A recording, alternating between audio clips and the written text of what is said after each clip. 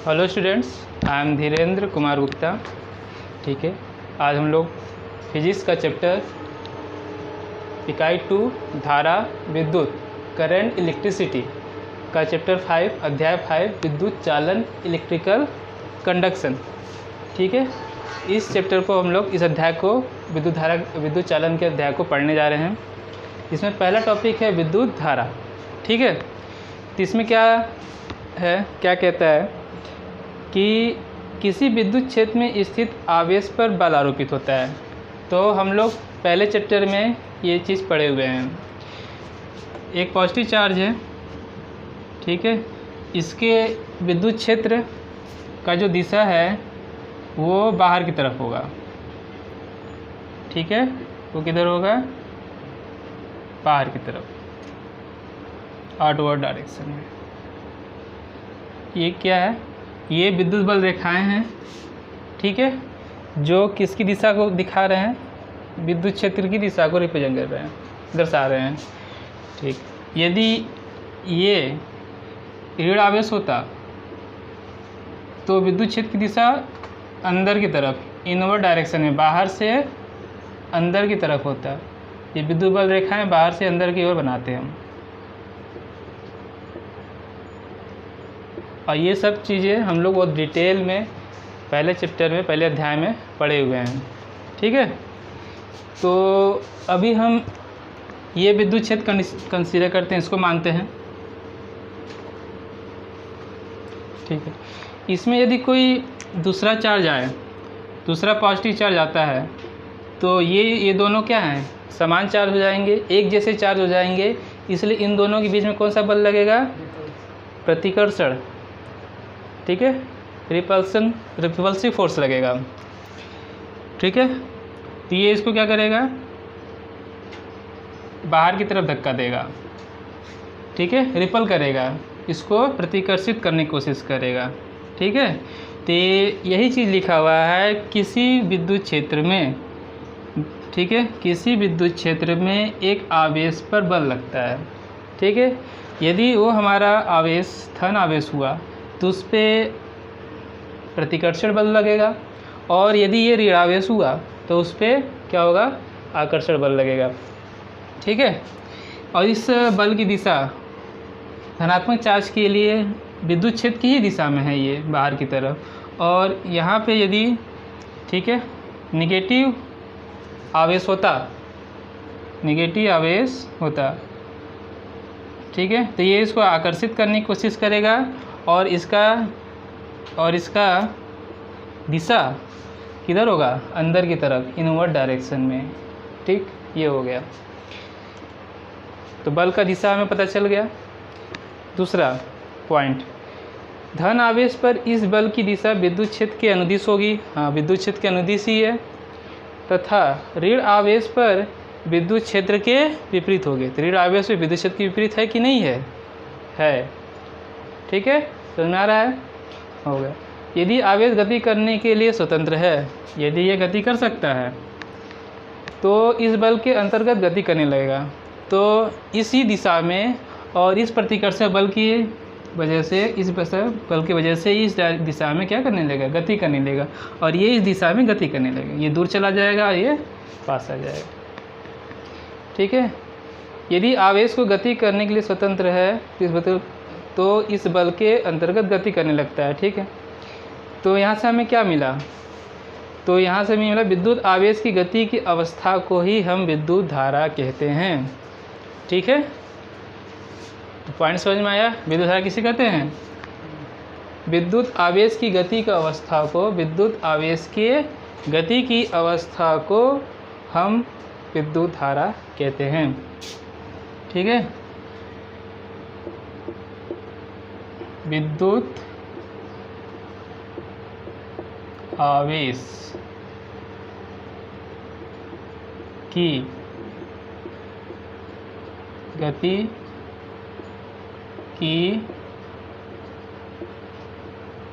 अवस्था को ही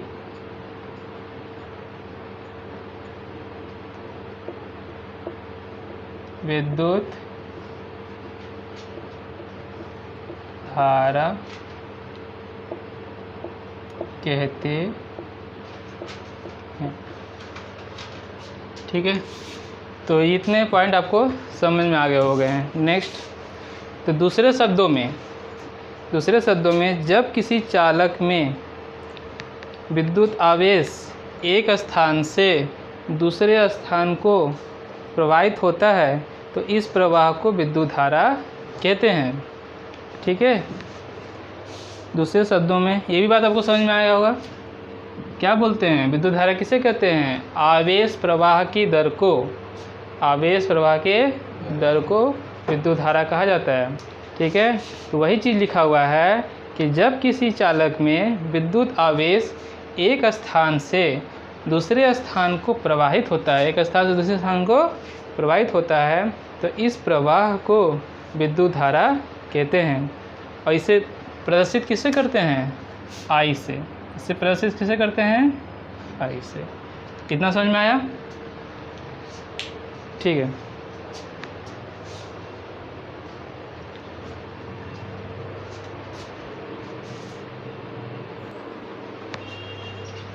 चलो आगे क्या लिखा हुआ है?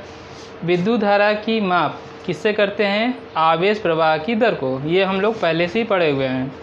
विद्युत धारा किसे कहते हैं? आवेश प्रवाह की दर को विद्युत धारा कहते हैं। ठीक है, फिर और आगे क्या लिखा हुआ है? किसी परिपथ में 1 सेकेंड में जितना आवेश प्रवाहित होता है उसे ही उस परिपथ की विद्युत धारा कहते हैं। ये भी पॉइंट आप लोग को समझ में आ गया होगा। ठीक है, किसी परिपथ में 1 सेकेंड में जितना आवेश प्रवाहित होता है उसे ही उस परिपथ की विद्युत धारा कहते हैं। चलो, तो विद्युत धारा के हम लोग 4 परिभाषा पढ़े। पहला लिखा था विद्युत आवेश की गति की अवस्था को ही हम विद्युत धारा कहते हैं। ठीक है, दूसरा लिखा जब किसी चालक में विद्युत आवेश एक स्थान से दूसरे स्थान को प्रवाहित होता है तो इस प्रवाह को विद्युत धारा कहते हैं। इससे किससे प्रदर्शित करते हैं? आई से। ठीक है, और आवेश प्रवाह की दर को विद्युत धारा कहते हैं। किसकी परिपथ में 1 सेकेंड में जितना आवेश प्रवाहित होता है उसे ही उस परिपथ की विद्युत धारा कहते हैं। ठीक है, माना किसी परिपथ में t सेकेंड में, ठीक है, t सेकेंड में कितना आवेश, q आवेश प्रवाहित हो, किस सेकेंड में q आवेश, किसी परिपथ में t समय में t सेकेंड में q आवेश प्रवाहित होता है तो विद्युत धारा I का मान कितना होगा? I = Q/T। ठीक है, परिभाषा हो गया। 4 परिभाषा हम लोग पढ़े। ठीक है, बुक कौन सा है? आप इसको बुक को फॉलो करिएगा। नूतन माध्यमिक भौतिक विज्ञान कक्षा 12, नगीन प्रकाशन है। ठीक है, नगीन प्रकाशन और कपिल मित्तल। इस बुक को आप लोग फॉलो करिए, इसको पढ़िए। इसके स्टेटमेंट जो भी लिखा हुआ है उसे हम समझा रहे हैं, उसे पढ़ के समझा रहे हैं कि आप लोग इसी बुक को पढ़ेंगे। ये हो गया। ठीक है, तो हम लोग विद्युत धारा पढ़ रहे हैं। ये एक फिजिकल क्वांटिटी है, भौतिक राशि है। तो इसका हमने सबसे पहले परिभाषा, कोई भी भौतिक राशि होगी उसका परिभाषा मालूम करेंगे। सबसे पहले उसे समझने की कोशिश करेंगे, उसके क्या क्या परिभाषाएं बन सकती हैं उसको समझेंगे हम लोग। फिर उसका सिंबल किससे रिप्रेजेंट प्रदर्शित किया जाता है उसको हम लोग लिखेंगे, आई से प्रदर्शित किया गया। फिर उसका सूत्र क्या है, फार्मूला क्या है, उसके बारे में पढ़ेंगे। 3 चीज़ हो गई। इसके बाद उसके मात्रक पढ़ते हैं, एसआई मात्रक, सीजीएस मात्रक क्या क्या है, ये सब पढ़ेंगे। ठीक है, तो इसका मात्रक क्या होगा ना? धारा का मात्रक आप सभी को पता है क्या है? एम्पियर।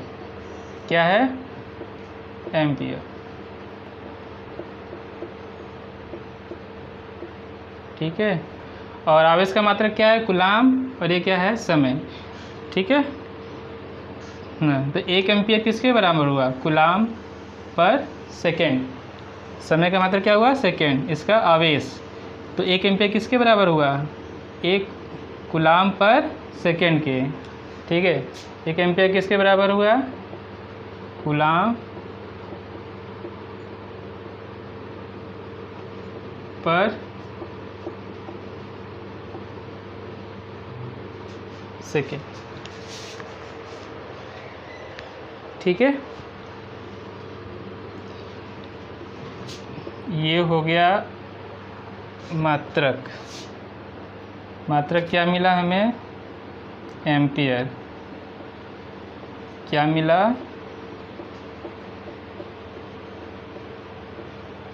एम्पियर। ठीक है, चलो अब एम्पियर की परिभाषा से दो समांतर धारावाही तारों के बीच में लगने वाले बल के आधार पर दी जाती है। एम्पियर की परिभाषा ये हमने टॉपिक पढ़ा है पहले पिछले चैप्टर्स में। दो समांतर धारावाही तारों के बीच में लगने वाले बल के आधार पर दी जाती है। मानते हैं हमारा आवेश कितना है? 1 कूलाम। समय कितना है? 1 सेकेंड। तो धारा कितनी होगी? 1 एम्पियर। धारा कितनी होगी? 1 एम्पियर। ठीक है, ठीक है।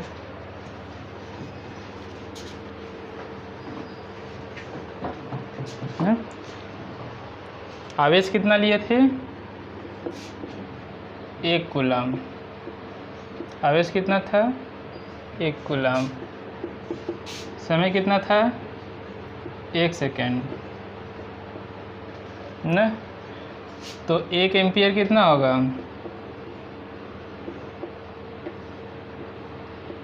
1 कूलाम पर सेकेंड। 1 कूलाम पर सेकेंड। आ रहा समझ? तो हम लोग ने क्या स्टार्ट किया था? पहला टॉपिक पढ़ना विद्युत धारा। ठीक है, इलेक्ट्रिक करंट। परिभाषा पढ़े हमने, 4 परिभाषाएं पढ़ी। ठीक है, रिप्रेजेंट किससे करते हैं? आई से। इसके बाद मात्रक क्या था? एम्पियर। और फिर 1 एम्पियर कितना होता है उसके बारे में पढ़ें। 1 कूलाम पर सेकेंड के इक्वल बराबर होता है। ठीक है, हाँ। अब हम लोग क्लास 10th में एक चीज़ और पढ़ाया है, एक टॉपिक और पढ़ा हुआ कि 1 कूलाम में कितना आवेश होता है। ठीक है, 1 कूलाम में कितना आवेश होता है? तो हमने वहाँ पढ़ा था 1 कूलाम। ठीक है, 1 कूलाम में कितना आवेश होगा? ठीक, तो 1/1.6 × 10⁻⁻19 ये हुआ। ठीक है, तो ये कितना होगा? जिसके इक्वल बराबर था 6.25 10⁻18 इलेक्ट्रॉन ना। तो ये हमने पढ़ा था कि 1 कूलाम में कितने इलेक्ट्रॉन होंगे? 1/1.6 × 10⁻19। इसको जब डिवाइड करेंगे तो 6.25 10⁻18 इलेक्ट्रॉन। इतने इलेक्ट्रॉन 1 कूलाम में, ठीक है, होते हैं। ओके, तो ये हम उसमें 1 एम्पियर वाले फॉर्मूले में यूज करेंगे।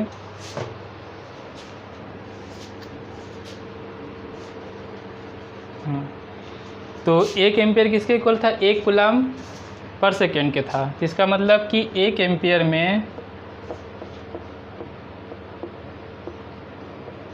कितने इलेक्ट्रॉन प्रवाह करेंगे, फ्लो करेंगे? कितने? 6.25 × 10⁻18 इलेक्ट्रॉन पर सेकेंड। इतने इलेक्ट्रॉन 1 सेकेंड में प्रवाह कर देंगे। ठीक है, इतना चीज़ समझ में आया?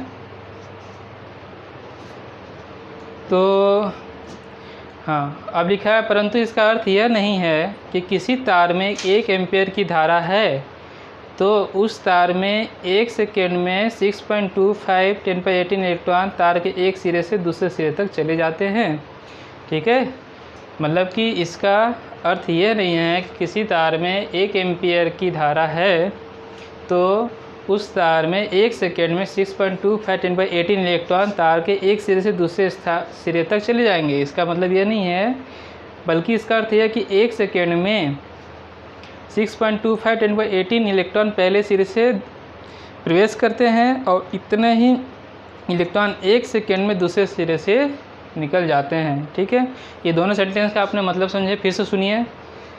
यदि 1 एम्पियर इक्वल टू 6.25 10⁻18 इलेक्ट्रॉन पर सेकेंड लिखा हुआ है, ठीक है, तो इसका अर्थ ये नहीं है कि 1 एम्पियर की धारा में 1 एम्पियर की धारा है, यदि किसी तार में 1 एम्पियर की धारा है तो वो 1 सेकेंड में 6.25 इंटू 10 पर इलेक्ट्रॉन तार एक सिरे से दूसरे सिरे तक चले जाते हैं, ये मतलब नहीं है। इसका मतलब ये है कि 1 सेकेंड में 6.28 इलेक्ट्रॉन एक सिरे से प्रवेश करेंगे और इतने ही इलेक्ट्रॉन दूसरे सिरे से उसी समय बाहर निकल जाएंगे। ठीक है, तो ये चीज़ समझ में आ गया, अंतर समझ में आ गया होगा ना। ठीक है, ये इतने इलेक्ट्रॉन एक सिरे से प्रवेश कर दूसरे सिरे से नहीं निकलेंगे, इतना वो गति नहीं करने वाले हैं। इतने इलेक्ट्रॉन एक सिरे से प्रवेश कर जाएंगे, उसी समय में उतने ही इलेक्ट्रॉन उस दूसरे सिरे से बाहर निकल, ये मतलब था। ठीक है, तो ये टॉपिक हो गया। और नेक्स्ट टॉपिक